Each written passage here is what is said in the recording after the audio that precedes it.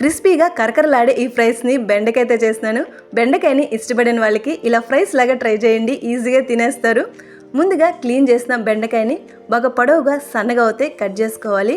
ఒక బౌల్లోకి 2 స్పూన్స్ బియ్యం పిండి కార్న్ఫ్లోర్ని ఈక్వల్గా మిక్స్ చేసుకున్నాక కట్ చేసిన బెండకాయలకి కొంచెంగా ఈ పిండిని యాడ్ చేసి బాగా కోటేలాగా మిక్స్ చేసుకోండి. బాగా డ్రైగా ఉండేలాగా చూసుకోవాలి. మనం మిక్స్ చేసిన కార్న్ఫ్లోరు బియ్యం పిండిలోకి 1 స్పూను శనగపిండి, ginger garlic paste, chilli powder, garam masala, salt, lemon juice, కొంచెంగా నీళ్ళు యాడ్ చేసి థిక్ పేస్ట్ అయితే చేసుకోవాలి. మనం కోట్ చేసుకున్న బెండకాయలోకి కలిపిన ఈ పిండిని యాడ్ చేసి బాగా గట్టిగానే కలుపుకోండి. ఆయిల్ హీట్ అయినాక ఈ కలిపిన బెండకాయని ఆయిల్లో 2 టైమ్స్గా ఫ్రై చేసుకుంటే క్రిస్పీగా వస్తుంది.